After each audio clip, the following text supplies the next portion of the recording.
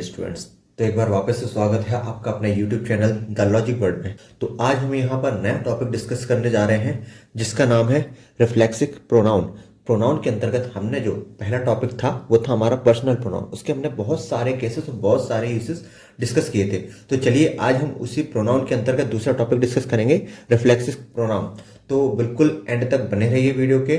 और अगर आपको ये वीडियो अच्छा लगता है तो प्लीज वीडियो को लाइक और चैनल को सब्सक्राइब करना ना भूलें। तो चलिए इसी के साथ हम शुरू करते हैं। टॉपिक है रिफ्लेक्सिव प्रोनाउन। तो आखिर रिफ्लेक्सिव प्रोनाउन ये होता क्या है ना। तो इसको सबसे पहले जानते हैं। तो पहले मैं आप लोगों के सामने इसकी डेफिनेशन लिख देता हूं, उसके बाद मैं इसको आपको एक्सप्लेन कर दूंगा।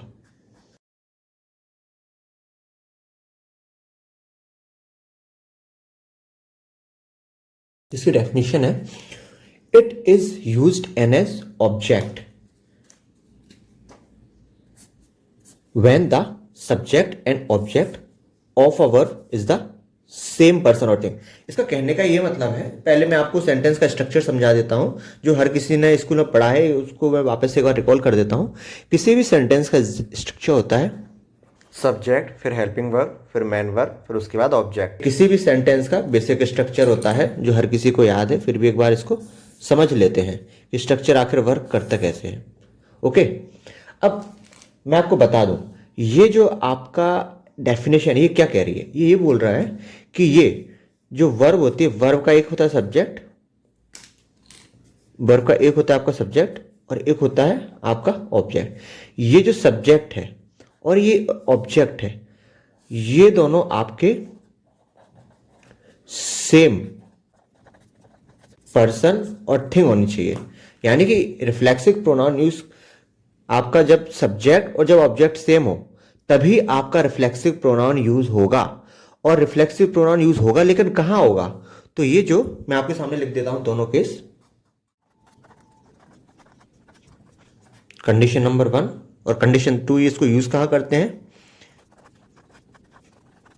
रिफ्लेक्सिव प्रोनाउन को हमेशा ऑब्जेक्ट के प्लेस पे यूज करते हैं। यानी कि जो रिफ्लेक्सिव प्रोनाउन यूज करेंगे ये कहां पर आएगा, ये यहां ऑब्जेक्ट के स्थान पर आएगा। कहां पर आएगा, ये यहां पर,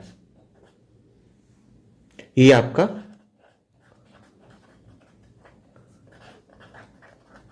यहां पर ऑब्जेक्ट की जगह पे हम यूज करेंगे रिफ्लेक्सिव प्रोनाउन को। तो जैसे मैं एक आपके सामने एग्जांपल लिखता हूं, उससे ज्यादा अच्छे से आपको ये चीज क्लियर हो जाएगी। तो जो मैंने 2 कंडीशन लिखी थी कि जब आपका subject and object same person हो या सेम चीज हो, ए यानी कि वर्ब की जो चीज आपकी सब्जेक्ट हो उसी चीज वही चीज आपकी ऑब्जेक्ट हो, तो हम रिफ्लेक्सिव प्रोनाउन का यूज करते हैं। दूसरी चीज, reflexive pronoun is used in the place of object, यानी कि ऑब्जेक्ट की जगह पर रिफ्लेक्सिव प्रोनाउन यूज होता है। तो जैसे मैंने कि पहला एग्जांपल लिखा, आई हर्ट माई सेल्फ, तो मैं इसको आपको डिस्कस कर देता हूं इस एग्जांपल को। हर्ट यहां पर क्या है, मेन वर्ब है। आई यहां पर क्या है, सब्जेक्ट है। और माई सेल्फ आपका यहां पर क्या है, ऑब्जेक्ट है। अब एक चीज देखिए, आई हर्ट माई सेल्फ यानी कि मैं अपने आप को हर्ट करता हूं, यानी कि यहां पर बात सिर्फ मेरे बारे में हो रही है। यानी कि आई और माई सेल्फ दोनों एक ही पर्सन को एक्सप्लेन कर रहे हैं, है ना। तो कंडीशन पहली क्या है, subject object refer the same person, पहली कंडीशन आपकी ट्रू है। दूसरी चीज, reflexive pronoun is used in the place of object, ये आपका ऑब्जेक्ट है, यहां पर रिफ्लेक्सिव प्रोनाउन आपका यूज हो रहा है ना। ये चीज सही है। लेकिन अगर मान लो इसकी जगह जो जनरल अक्सर लोग गलती करते थे, मैं आपको ये बता रहा हूं कि लोग गलतियां करते कहां हैं अक्सर, जैसे कि हम लिखते हैं आई हर्ट मी, है ना, आई हर्ट मी, है ना। तो यहां पे हर्ट क्या है आपका, वर्ब, ये क्या है आपका सब्जेक्ट, और ये क्या है आपका ऑब्जेक्ट। अब पता नहीं चलता कि आई हर्ट मी लिखे हैं, माई सेल्फ लिखे हैं, माई लिखे हैं, क्या लिखे हैं। तो यहां पर ऑब्जेक्ट है। अब यहां देखिए, आई और मी दोनों एक ही पर्सन के बारे में बात कर रहे हैं, ये आपकी वर्ब है और ये आपका ऑब्जेक्ट प्लेस है, ठीक है। तो पहली कंडीशन आपकी ठीक है कि सब्जेक्ट ऑब्जेक्ट सेम पर्सन होने चाहिए। दूसरी कंडीशन जो रिफ्लेक्सिव प्रोनाउन, आप अब पहली कंडीशन सही है ना, तो आप रिफ्लेक्सिव प्रोनाउन का यूज कर सकते हो, लेकिन किसके प्लेस पे करें, ये करना है आपको ऑब्जेक्ट के प्लेस पे। अब ऑब्जेक्ट के प्लेस पे क्या लिखा है आपका, मी। मी आपका रिफ्लेक्सिव प्रोनाउन थोड़ी होता है, मी आपका होता है ऑब्जेक्टिव केस। नॉमिनेटिव केस होता है, ऑब्जेक्टिव केस होता है उसी पर्सन का। तो मी तो आपका आई का नॉमिनेटिव ऑब्जेक्टिव केस है, अपन को रिफ्लेक्सिव केस चाहिए, तो रिफ्लेक्सिव केस मी का क्या होगा, माई सेल्फ। ये गलतियां होती है कि हमें मी नहीं लिखना है, माई सेल्फ लिखना है। पहले जो मैंने लिखा था ये आपका सही था, तो इस तरीके से आपका ये क्वेश्चन सही हो गया, है ना। अब मैं इसी के साथ दूसरा एग्जाम्पल लिखवाता हूं। ये मैंने दूसरा एग्जाम्पल लिखा, ही हर्ट माई सेल्फ। मैं आप अब एक चीज देखिए, यहां पर ये जो हर्ट है ये आपकी वर्ब है, ये जो ही है ये आपका सब्जेक्ट है, ये आपका ऑब्जेक्ट का प्लेस है, ठीक है। अब यहां पर सब्जेक्ट तो आपको ही की बात कर रहा है, लेकिन ऑब्जेक्ट आपका माई सेल्फ के बारे में, यानी कि सब्जेक्ट जो आपका है ये आपका थर्ड पर्सन है और ये ऑब्जेक्ट है ये आपका फर्स्ट पर्सन का है केस है ना। यानी कि ये दोनों ही अलग अलग है, किसी एक पर्सन के बारे में बात नहीं कर रहे हैं। जब पहली कंडीशन आपकी ट्रू नहीं है तो आपका रिफ्लेक्सिव प्रोनाउन वाला केस नहीं आएगा। यानी कि यहां पर रिफ्लेक्स माई सेल्फ आपका क्या है, माई सेल्फ जो है ये आपका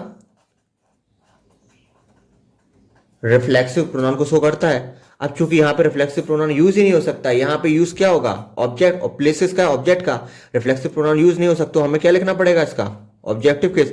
अब ऑब्जेक्टिव केस किसका लिखें, ये जो माई सेल्फ होता है, आई, मी,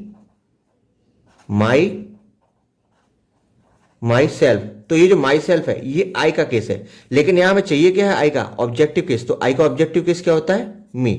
तो हम माई सेल्फ की जगह क्या लिख देंगे, मी।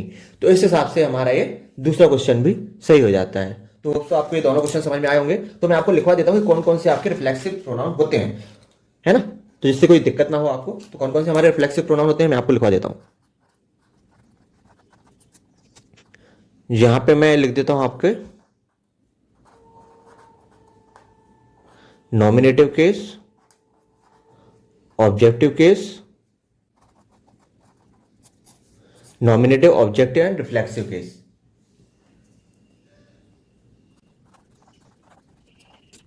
ये मैंने सेकंड लेक्चर में ही पूरा डिटेल में लिखा रखा है, तो आप इसको सेकंड लेक्चर भी प्रेफर कर सकते हैं इसको अच्छे से समझने के लिए, किसकी जगह क्या आता है।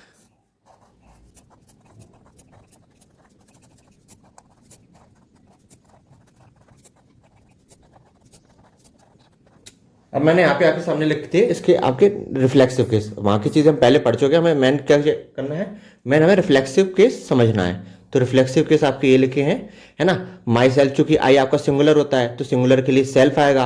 वी आपका प्लूरल होता है तो प्लूरल के लिए जहां पे भी होगा तो हमें सेल्फ लिखना पड़ेगा।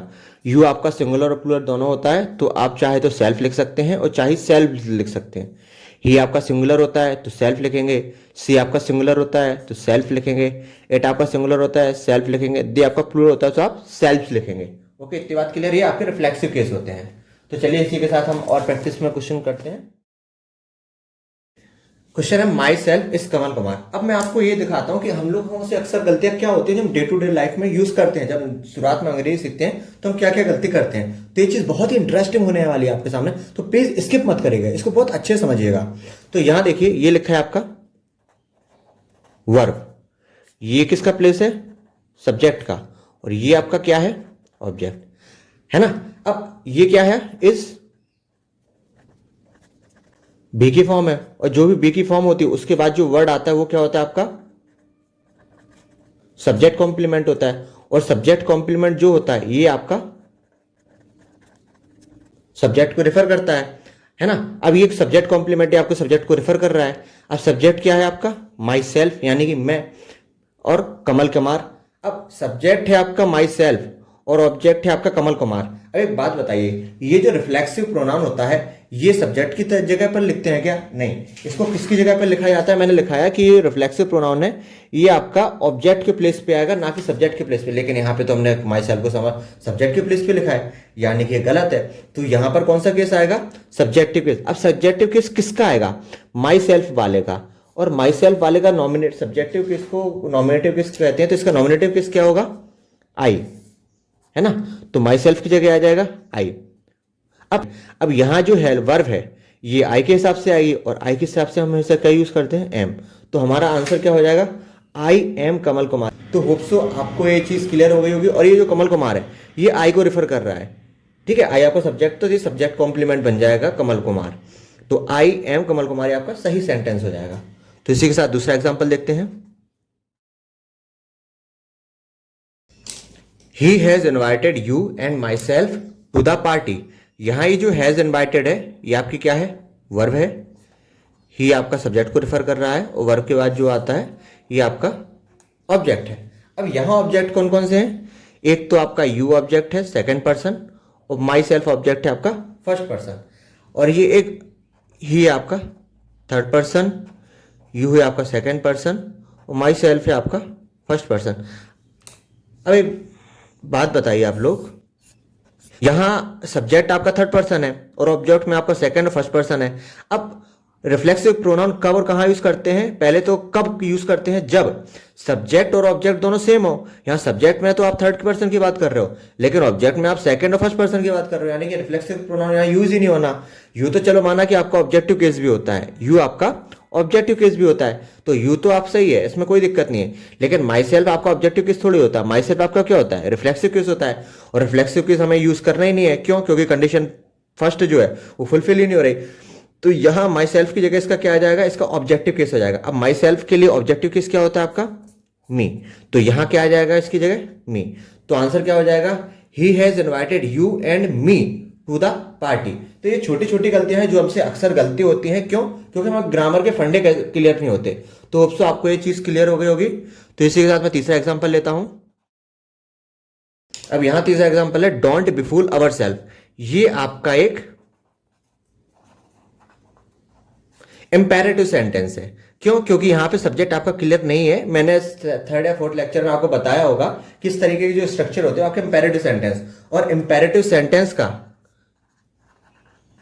जो सब्जेक्ट होता है वो आपका यू होता है। ये मैंने बिल्कुल बेसिक से डिटेल में एक्सप्लेन कर रखे हैं अपने बाकी के प्रीवियस लेक्चर में, चाहे तो आप उसको रेफर कर सकते हैं। लेकिन अभी के लिए याद रखिए, इंपेरेटिव सेंटेंस का सब्जेक्ट होता है वो आपका यू होता है, और यू आपका सेकंड पर्सन होता है। तो इसके लिए सब्जेक्ट क्या हो जाएगा? आपका यू। अगर सब्जेक्ट आपका यू है, ये जो बिफुल है, डोंट बिफुल, ये आपकी क्या है? ये आपकी वर्ब है। आपका इंपेरेटिव सेंटेंस है, यहां पर सब्जेक्ट आपका क्या है? यू है। अब ये अवर सेल्फ है, ये आपका क्या आ जाएगा? यहां ऑब्जेक्ट हो जाएगा। अब अवर सेल्फ किसका ऑब्जेक्ट? ये है तो आपका रिफ्लेक्सिव केस, ये आपका रिफ्लेक्सिव केस है, लेकिन यहां पे सब्जेक्ट आपका यू है और अवर सेल्फ किसका है? अवर सेल्फ तो आपका फर्स्ट पर्सन का रिफ्लेक्सिव केस है। तो सब्जेक्ट अगर सेकंड पर्सन है और ऑब्जेक्ट पे आप फर्स्ट पर्सन का केस यूज कर रहे हो, तो रिफ्लेक्सिव प्रोनाउन तो वैसे ही नहीं आएगा। तो अवर सेल्फ तो वैसे ही गलत है। तो फिर आएगा क्या? ऑब्जेक्टिव केस आएगा। किसका? अवर सेल्फ वाले नॉमिनेटिव केस का। अब अवर सेल्फ किसका नॉमिनेटिव केस है? अवर सेल्फ का नॉमिनेटिव केस क्या है? वी। लेकिन यहां पे हमें लिखना क्या है? ऑब्जेक्ट। तो वी का हम ऑब्जेक्टिव केस लिखेंगे क्या? अस। तो इसकी जगह हमारा हो जाएगा अस। डोंट बिफुल अस। तो छोटी छोटी गलतियां हैं जो हमसे अक्सर गलती हो जाती हैं। तो let you be carried away now, यानी बी कैरिड अवे का मतलब होता है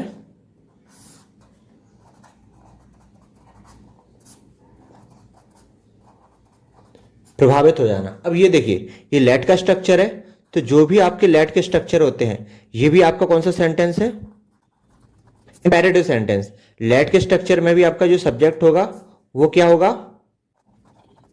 सेकंड पर्सन यू।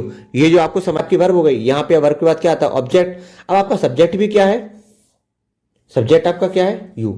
ऑब्जेक्ट भी आपका क्या है? यू। यानी कि सब्जेक्ट ऑब्जेक्ट दोनों सेम पर्सन है। तो अब हम इस केस में आपका रिफ्लेक्सिव प्रोनाउन यूज कर सकते हैं।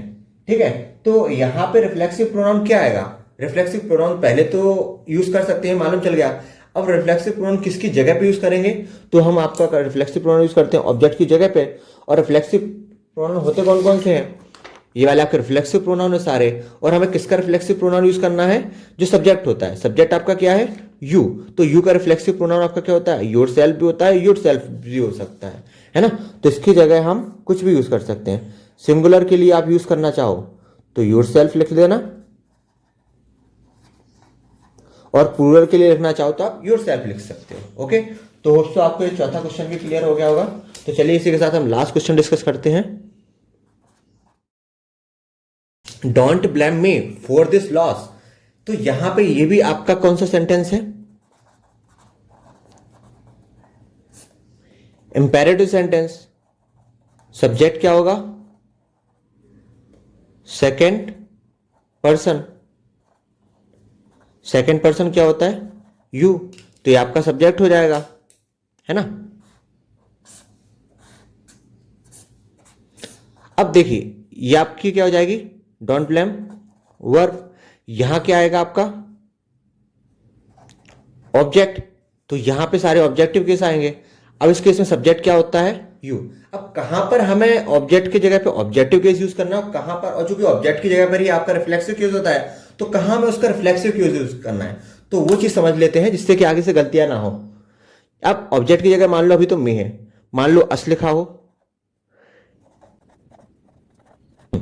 या तो ऑब्जेक्ट की जगह पे मी लिखा हो, या अस लिखा हो, या हिम, या हर, या इट, या देम, ये या यू, ये सभी ऑब्जेक्टिव केसेस हैं। लेकिन कब हमें ऑब्जेक्टिव केस यूज करना है, कब हमें रिफ्लेक्सिव केस यूज करना है, इस क्वेश्चन से हम वो समझेंगे।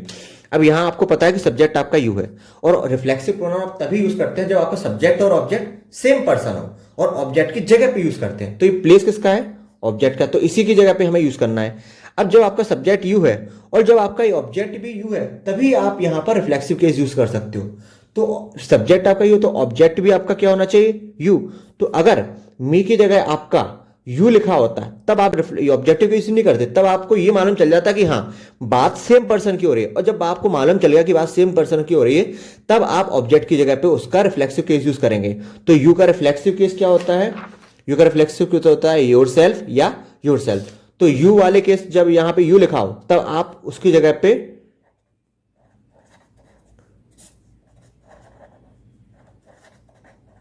या तो योर सेल्फ लिख सकते हैं या योर सेल्फ लिख सकते हैं। लेकिन जब आपका मी लिखा हो तो दोनों ही पर्सन अलग अलग हो जाएंगे, यू आपका सेकंड पर्सन या आपका फर्स्ट पर्सन, तो आपका ऑब्जेक्टिव केस आएगा। जब अस की बात करें तो ये भी आपका फर्स्ट पर्सन है, यू सेकंड पर्सन, तो अस ही लिखा रहेगा। जब आप मतलब यू को छोड़ के जितने भी बाकी केसेस हैं, उन सभी में आपका पर्सन दोनों ही अलग अलग हो जाएंगे, यानी कि बात दोनों, सब्जेक्ट अलग है ऑब्जेक्ट अलग है। जब इस तरीके से तो आप रिफ्लेक्सिव प्रोनाउन यूज ही नहीं कर सकते, तो आपका उसको ऑब्जेक्टिव केस ही लिखा रहने देना चाहिए। तो ये सभी क्या है ऑब्जेक्टिव केसेस, तो बाकी आपका सही है, बस अगर यू लिखा हो तो आपका योर सेल्फ और योर सेल्फ आएगा। तो होप सो गाइस आपको ये लेक्चर समझ में आया होगा और सारे कॉन्सेप्ट, सारे एग्जाम्पल समझ में आए होंगे। तो इसी के साथ हम इस लेक्चर को यहीं समाप्त करते हैं। तो मिलते हैं नेक्स्ट लेक्चर में। टाटा बाय बाय, धन्यवाद।